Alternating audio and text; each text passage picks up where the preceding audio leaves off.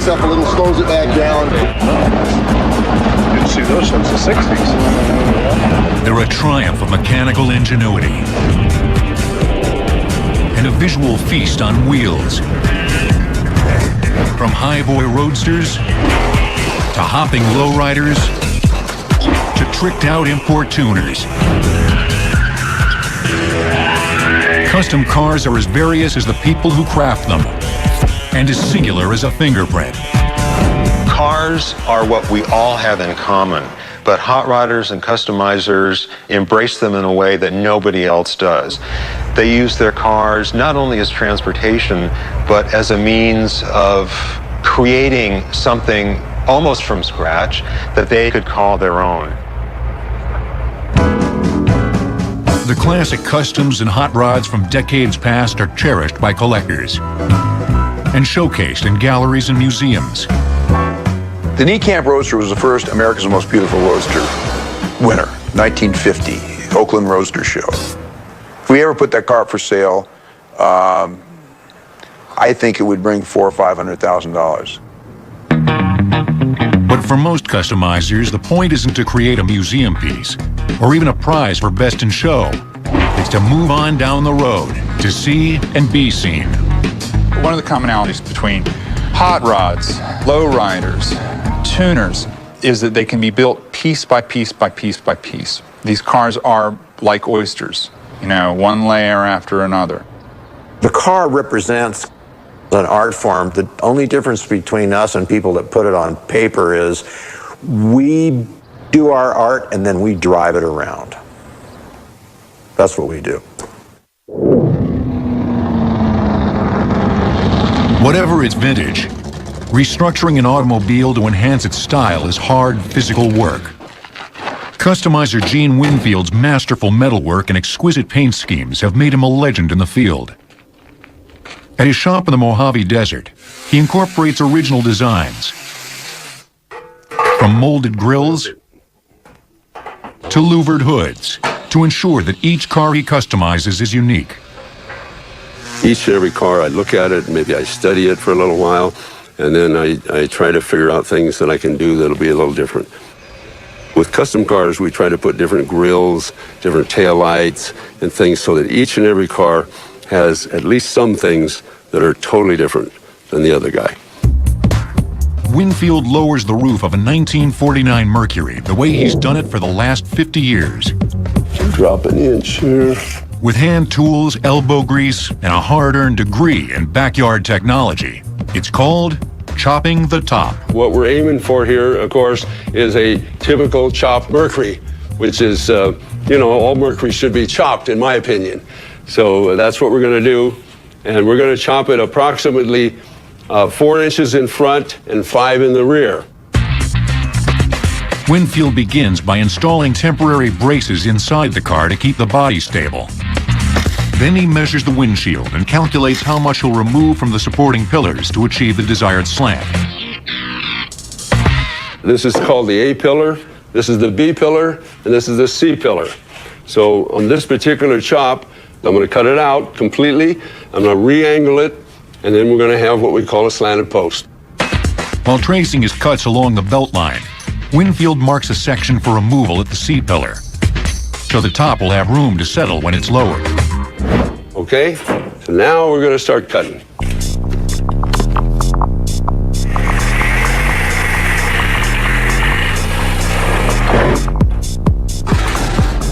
Okay.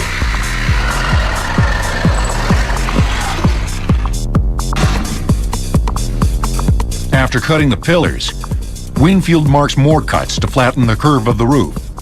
See, that's the big problem in the Mercuries. They have a kind of a big dome in the roof right here. And we have to stretch that forward and get rid of that.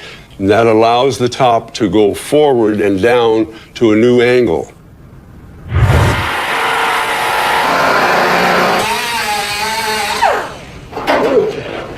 Stretch it forward. Finally, it's time to check out the chop. Okay. The initial chop looks good, but Winfield will fine-tune its shape to achieve the ideal proportion. Have a little bit, that's the most important thing on a Mercury, is to get that flow. And that's just super important to get that right. That's the way we do it to get a classic chopped Mercury. Custom work by Winfield and countless others is displayed at shows throughout the country. Do you notice how the steering is where you can put the box right here? There, drivers swap parts and stories and admire the details of each other's craft. This is slick. Oh, it's total Americana. You're making a statement about who you are, what you do, what you enjoy, and you're letting everybody else see it and letting everybody else appreciate it. For all their differences, car customizers have long shared a do-it-yourself spirit and a distinctly populist ethic. For generations, they've been disregarding Detroit's top-of-the-line models in favor of everyday people's cars, from Model A's to modern imports, and then doing whatever it takes to restyle them into the rods and customs of their dreams. As far as the culture and the lifestyle, they're different. The cars are very much different, but the common factor is the passion.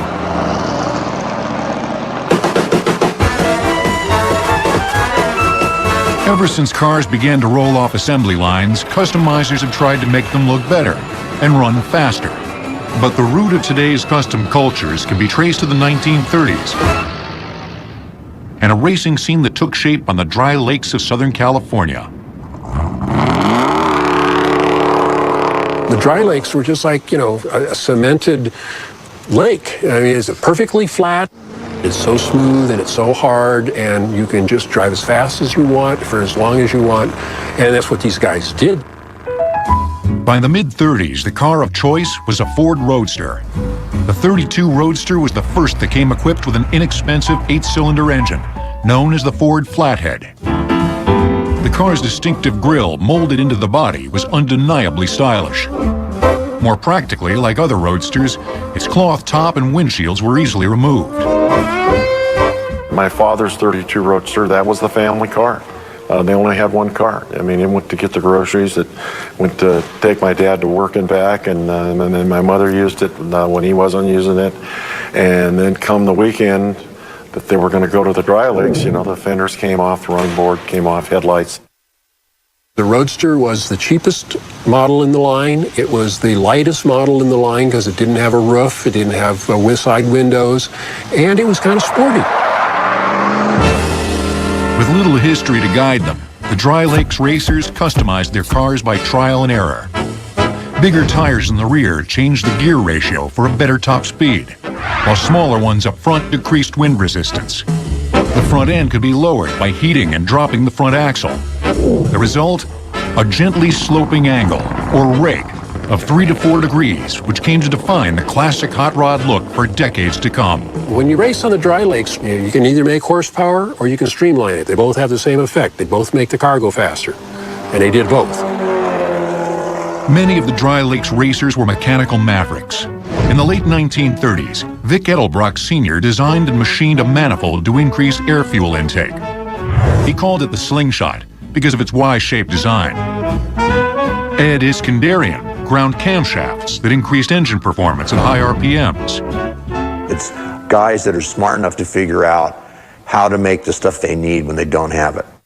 You didn't go buy your parts, you just took the existing parts and made them better, or made a manifold like my dad did. He had a knack of looking at something in an engine, an internal combustion engine, and figuring out what was wrong, what it needed, and to go from there. The Dry Lakes scene came to a temporary halt with the onset of World War II. But many of the racers found work and developed new ideas in the wartime aeronautics industry. They came back from the war, they knew how to machine parts, they knew what a combustion engine was like, they knew how superchargers worked, they had some rudimentary idea about aerodynamics, witness the belly tank racers. After the war, Dry Lakes racer Bill Burke built a race car using an aluminum fuel tank from a fighter plane. He built a model for Alex Exidius, founder of the SoCal Speed Shop, who sat it on a pair of Ford Model A and B axles. Racing in Utah at Bonneville in 1952, Exidius's belly tank racers had 5 speed records, and eventually exceeded 200 miles per hour. This is the car that put the SoCal Speed Shop and SoCal, California on the map. This is Alex's original belly tank from which he began racing in 1948 through 1952. Set a ton of records in this car with no roll cage, no safety belt, nothing. A lot of young guys came back and they'd been flying P-51s and, you know, doing fighter jockeys, and they were suddenly dumped back into slow motion. And I think the need for speed was even greater in the post-war era. And that's when it really took off. As dry lake racing grew more popular, its innovators began to set up shop throughout Southern California, laying the basis for a growing industry in aftermarket parts. As word spread, their products were snapped up by a very different group of car customizers. Southern moonshiners. So they started mail ordering camshafts and intake manifolds for their V8 flathead Fords to put into their 40 Ford tankers or moonshine cars. When Junior Johnson would make his nightly run, and he was running White Lightning, he had an old pickup truck, looked old on the outside, but was all new on the inside, and it had an Edelbrock-equipped Ford flathead in it that absolutely ran away from the feds. Unlike the Dry Lakes racers, bootleggers needed to keep their cars looking stock on the outside so as not to attract lawful attention. 1940 Ford business coupes were popular cars of choice. Along with engine modifications, back panels were removed to make room for contraband. Leaf spring suspensions were fortified by adding steel leaves. Wider wheels and tires helped drivers navigate hairpin turns on bumpy back roads. Some drivers installed large stainless steel containers in the trunk, which were fitted with a valve that could release its contents in the midst of a chase. After their Saturday night runs, the drivers often got together to race on Sundays, competing for a few extra dollars on a burgeoning circuit that would come to be known as NASCAR. That's how NASCAR started, and that's what NASCAR is today. It was the moonshiners running against each other with their stock-looking cars that really weren't stock underneath. Car customizers had made their mark on dry lakes and racetracks. But a younger generation would soon put the hot in hot rod by taking it to the streets.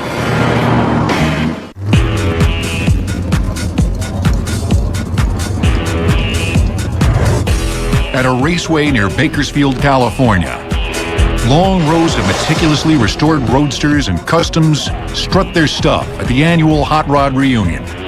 It's a scene that harkens back to an era when hot rods were an emblem of California teen culture, like surfboards and rock and roll, viewed with suspicion by parents and with envy by peers. Those were simpler times, less complicated, less nuanced. So you had a big snarling V8, pretty much the world was your oyster.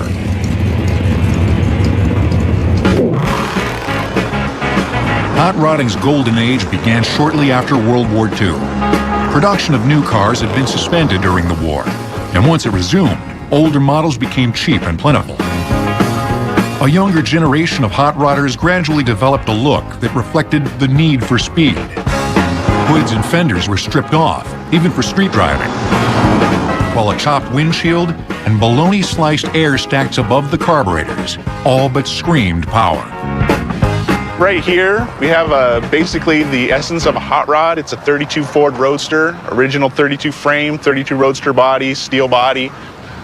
No amenities, no air conditioning, no power steering, no power brakes, just pure power in a lightweight body, stripped of anything non-necessary to make it go fast.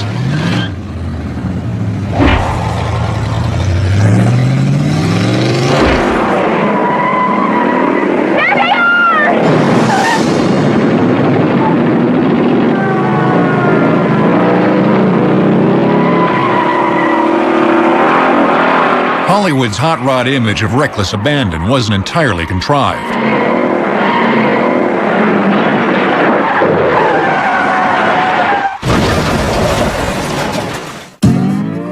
Unlike the Dry Lakes racers, Southern California's hot rodders did their racing on the street, with often disastrous results.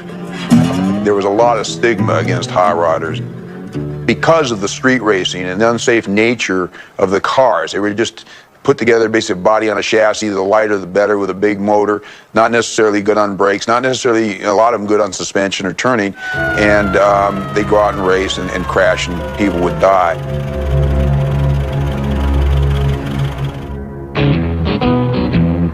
To help corral the problem, Hot Rod magazine editor Wally Parks formed the National Hot Rod Association in 1951 to move races off the streets and into sanctioned areas, the beginning of modern-day drag racing.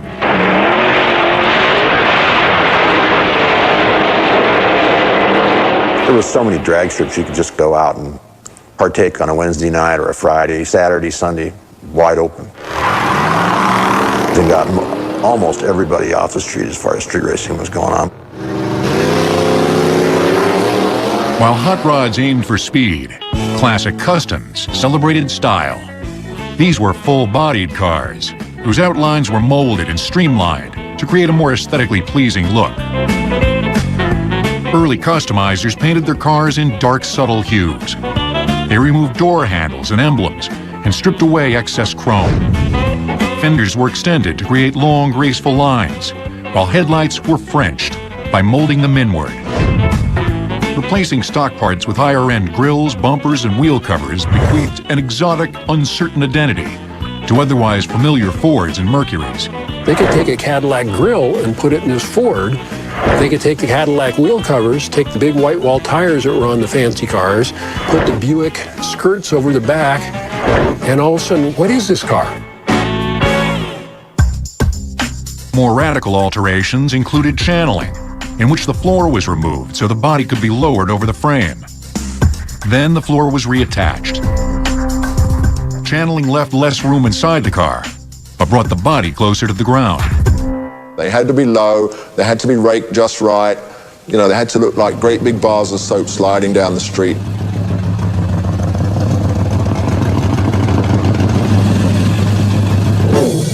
Magazines showcased the work of top California customizers, like Sam and George Barris.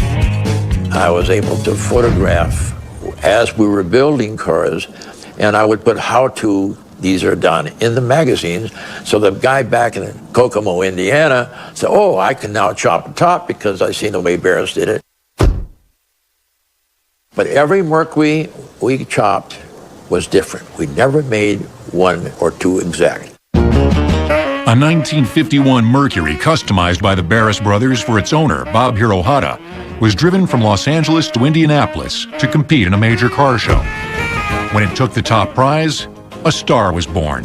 He came up with this, what at the time was a totally revolutionary color, which was to go away from these deep, dark colors to this bright pastel, seafoam green or ice green, whatever you want to call it.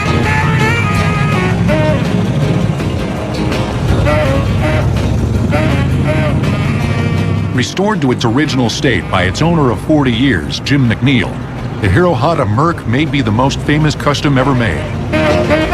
For many, its flowing lines and exquisite detail mark the apex of a lean, clean custom style. The grill in this car is made of 3 1951 Ford grills. This would be the center section. It used to have bullets here.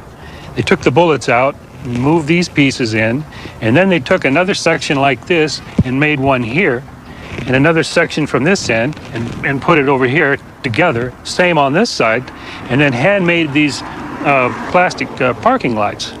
So it was one of the first cars that actually took up the whole front with a nice wide floating type of grill.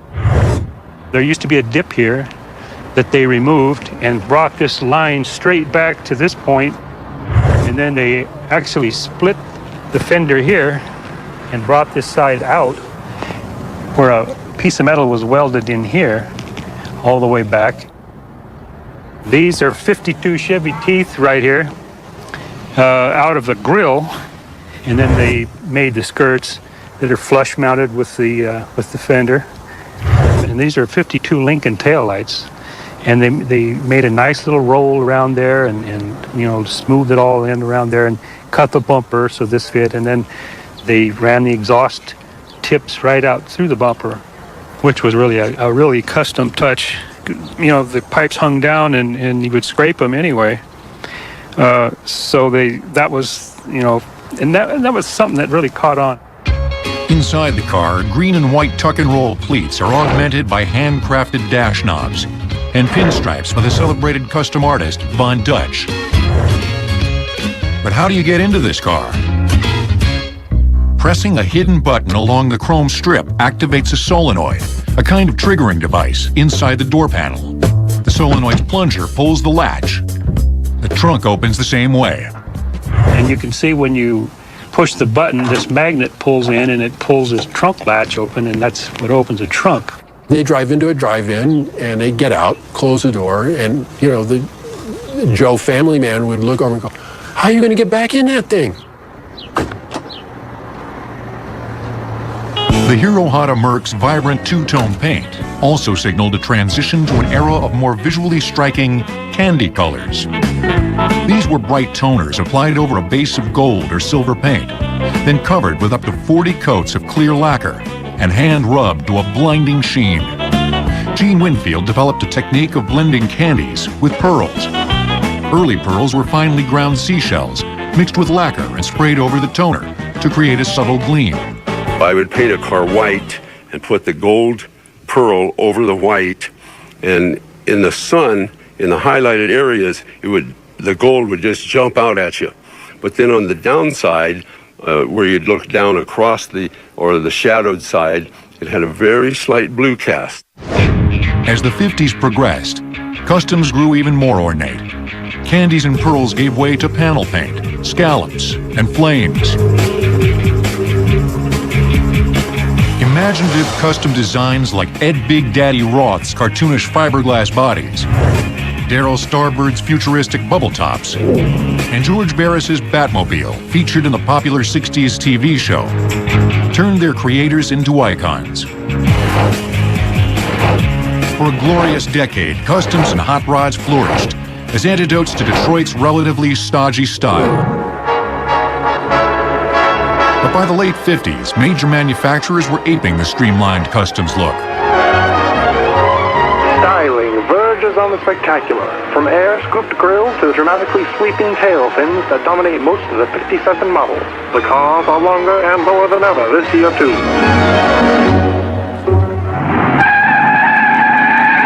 A few years later, Detroit began producing lines of muscle cars and pony cars that combined sporty looks with hot rod horsepower. Mainstream imitations were flattering, but for hot rodders and customizers, their effects were devastating. Now a customer can walk into the dealership and buy a muscle car for maybe $4,000 or $5,000, and instead of spending the same money on a car that he already paid $3,000 or $4,000 for. So Detroit really just totally ruined the custom business. Hot rods and customs pretty much disappeared from the streets. And they stayed gone for a couple of decades. But even as classic customs faded from view, an emerging car culture would ride lower and slower than ever.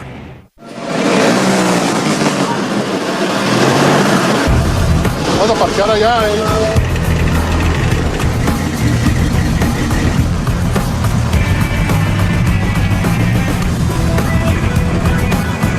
East of Los Angeles on a Sunday afternoon, a cavalcade of shimmering, metal-flaked, pinstriped cruisers practice a unique style of hop and roll. For these custom cars, it's all part of a weekend ritual that's been going on for decades. The dance of the lowriders. Lowriding, to me, is a flashy car. But it's more than that, I would say. Lowriding's a lifestyle. I mean, just having a vehicle to portray my own individuality. Lowriding came into its own during the 1960s, even as other forms of customizing were going out of style.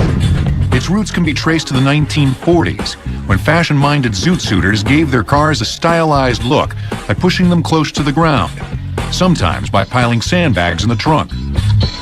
But as lowriding developed in Southern California's Black and Latino communities, it also became part of a larger social movement. There was this cultural renaissance in Black and brown neighborhoods, you know, in the 40s and 50s and 60s, where it was music, it was cars. It was about creating, I think, a very Los Angeles youth cultural identity. Like Customs, the lowrider look evolved from muted colors, often gray or black primer paint, to more brilliant candies, pearls, and metal flakes. Early metal flake paints consisted of tiny aluminum squares or shaved chrome, which were mixed with clear lacquer, sprayed over the base, and then covered with more lacquer to overlay the metal tips before sanding and buffing. We'll just spray it on there and that thing will twinkle.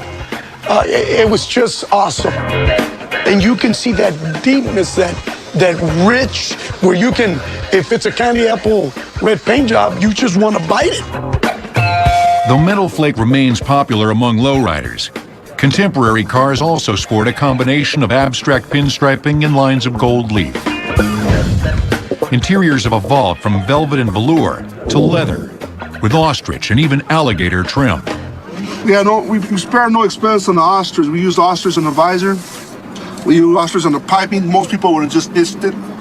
But we said, no, we got to follow the scheme all the way around with ostrich, all the way through. And that's it. We just try to make it plain and simple, make it look good.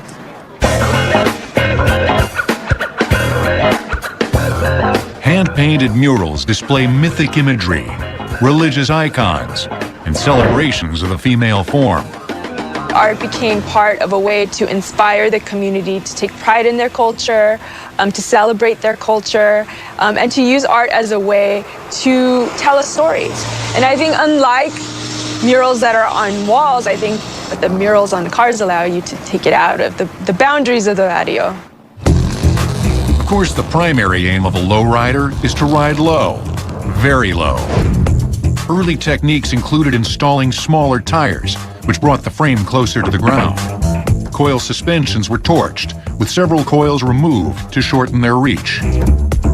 For leaf spring suspensions, leaves were rearranged to flatten the curve, then topped with lowering blocks to pull the chassis closer to the wheels, making the car lower still.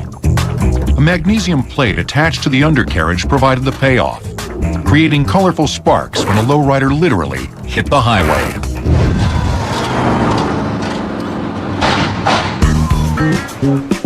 But riding low also sparked trouble with the law. To try and clear the streets of these vehicles, a 1959 California statute prohibited any part of a car from dipping below the bottom of the wheel rim. Lowriders responded by developing battery-powered hydraulic systems, which could raise or drop a suspension while a car was in motion, navigating it over rough roads and past police inspections. The evolution of the hopping kind of came from adding the batteries, the vehicle eventually coming up off the ground because it was coming up so fast. One guy just got the idea, hey, let me see what I can do and let's make this thing bounce.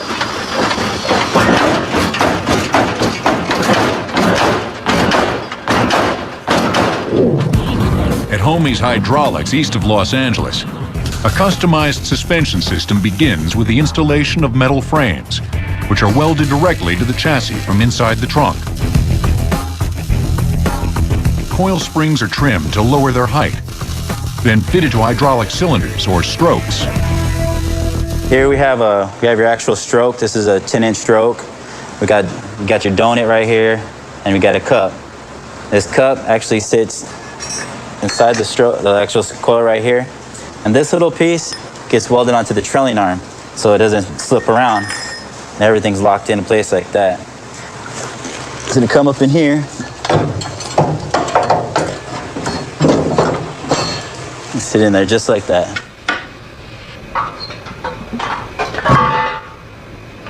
And then when the oil gets pumped into the hose, there's a shaft in here. It's gonna extend. And this is gonna hit all the way to the top of the frame, compressing the coil, making the car go up. The cylinders are connected by hoses to motorized hydraulic pumps, similar to those used in the gate lifts of delivery trucks, and filled with 30-weight motor oil. The pumps can both propel and retract fluid from the cylinders by flipping switches up or down on the instrument panel. You know, you hit the front switch down, the car is gonna go down. You hit it up, it's gonna go up. Same thing with the rear and the two back corners. The more potent the battery power, the higher the hop. This car is outfitted with 8 batteries, 2 pumps, and 4 switches. It's not too much, it's not too little, so it's just right. You know, someone comes up, pulls on you, starts hopping, and you don't want to just sit there and let them hop on you, so you answer right back, and that's just enough. Hydraulic setups are also designed to compete for points at car shows, based on visual appeal. Part of an overall display, which includes heavily chromed engines and undercarriages, and pinstriping under the hood. Things that would have been thought out of the norm for a basic lowrider is now a standard and creates points.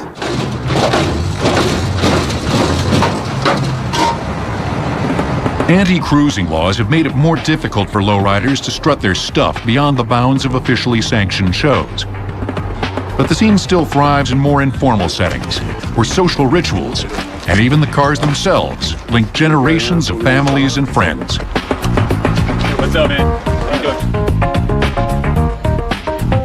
Car guys are family guys. They want to take their children out. They want to take their nephews, cousins, aunts, grandfathers, and grandmothers. It's a family thing. It's for the love of it. It's in the blood, and that's the way of life. That's our way of life. Lowriders made big and slow the way to go. But a new generation has given custom cars the strangest spin of all.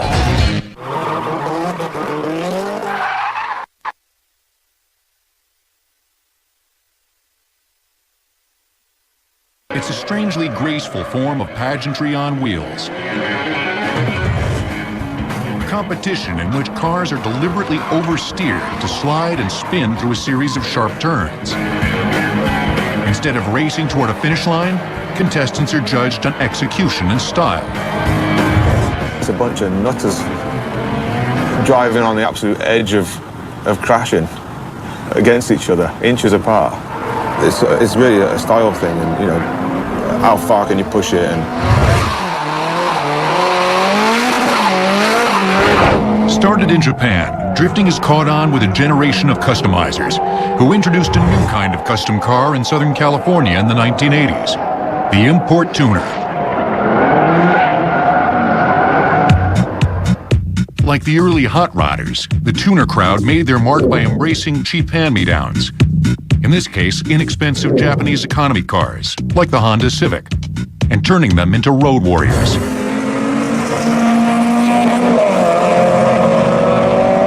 These were cars that Asian American families bought for their kids to go to school. And of course, you've got a Honda Civic. Well, you don't want it to be looking like everybody else's Honda Civic. So you're going to slam it, you're going to put some rims on it, you're going to put a spoiler on it, they're going to paint it a different color. Next minute, you're going to race it.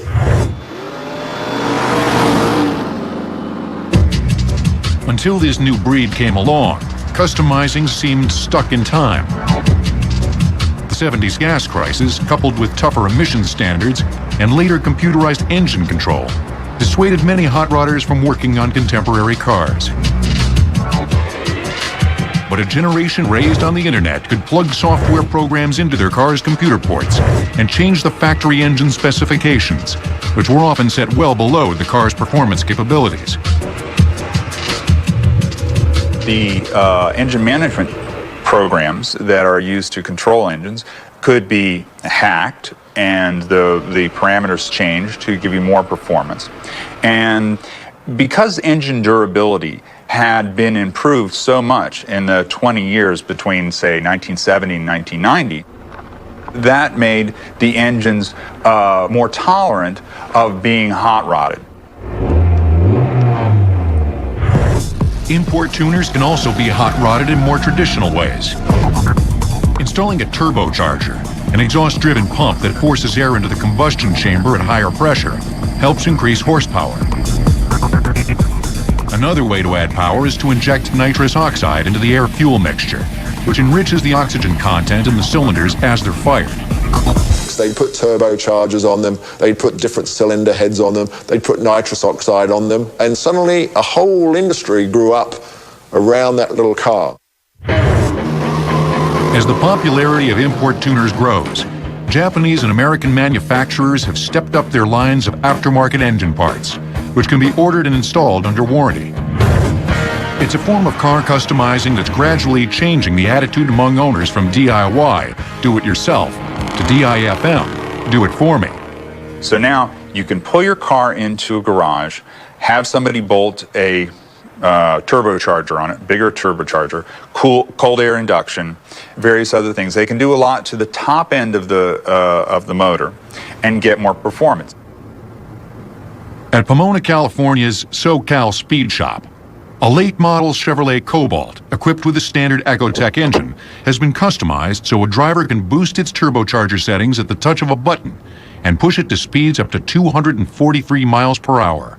This is a Chevrolet Cobalt, and it's a steel-bodied car, pretty much like the production car you can buy from a dealer. Basically what we've done, working with Roush Industries, is put this 7-point roll cage in there, hands device to protect your head, and it has this wonderful little gadget on the steering wheel where you can increase the boost 5, 10, 15, 20, 25, 30, 35, 40, 45 pounds a boost. It's just like a video game. Import tuners are going for style points as well. For many, that means neon lights and high-end video and sound systems. They're often on display at multimedia events that feature DJs, dancing, and a wide array of up-to-date models.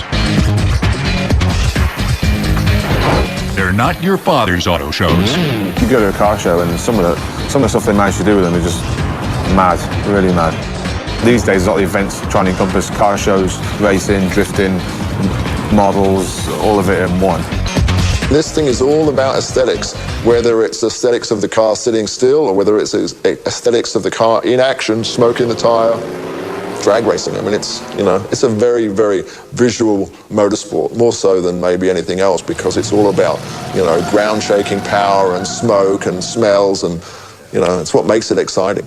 They're doing everything the hot rodders and customizers did. It's just that they have a different look, but it's still the same game. But even as import tuners define the state of the art, older generations of customizers are giving vintage rides a modern makeover. Once expressions of separate subcultures, hot rods, customs, lowriders, and import tuners have adapted each other's ideas and innovations to become ever more homogeneous, an American melting pot on wheels. One of the lessons we can take out of these things is how much creative energy and artistic enterprise there are in just regular people. It's extraordinary when you look back and look at some of these cars and say, these guys were, they were factory workers and machinists and clerks, and in a way, it kind of reminds us of the innate genius in all of us. And who knows where it will go next. This is the GTO Roadster, retro back from the 60s. How would you like to drive a Roadster GTO in 2005 and 6? This will give you an idea of what we do here in California. For legendary customizer George Barris, the future of custom cars inevitably draws from its past. His restyled Pontiac GTO combines the old-fashioned power of a muscle car with the modern accoutrements of an import tuner, such as vertically hinged doors, pairs of 20 and 22-inch wheels, and cameras installed inside the taillights, which project views through video monitors mounted on the dash. I took the side mirrors and I threw them away. And all I do is look at my dash now. I got 2 monitors. I can see 45 degrees anywhere around me. You'll find that John Q. Public, whether he's a car guy or not, is going to definitely look at this GTO and enjoy it. Outfitting customs has become big business. The garage where Vic Edelbrock Sr. began designing manifolds has evolved into a sprawling manufacturing plant. My father used to get an idea, and the pattern maker would kind of draw it out on a piece of wood, and he'd say, I want so much area under the carburetor, and I want so much taper, and that. Today, we do it much, much better because we've got the equipment to do it with. These days, Edelbrock makes more types of aftermarket parts than any other company. Its signature products, Manifolds and cylinder heads are still crafted entirely in-house. From computerized designs to casting and machining to packaging for final sale. And when we're through, it's strictly take out of the box and put it on the engine. This is the key to the program.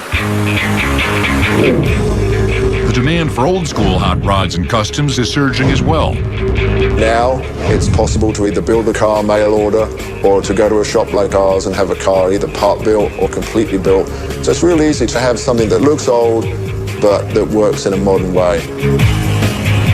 Brian Brennan has done just that.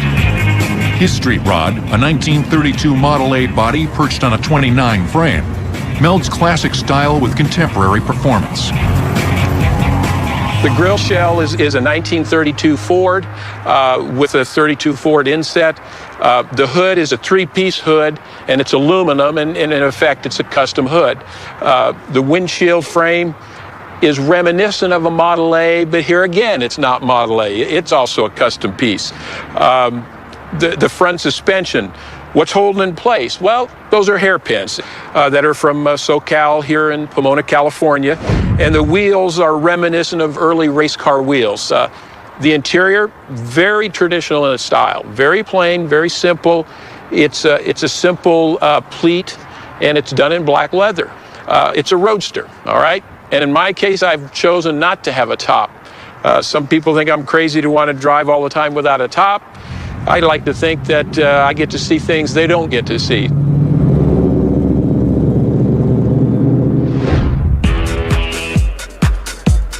In this overwhelmingly male-driven automotive culture, custom cars may be the ultimate boys' toys, both the symbol and the object of an age-old romantic quest. On one side, you can see that part of customizing your car hopefully will translate into you attracting a beautiful woman. And the other side is that the car does take on these elements of a woman. Are cars male or female? It depends on the owner, and it also depends on the emotional state of the owner. The one thing about automobiles is that, they rarely say no.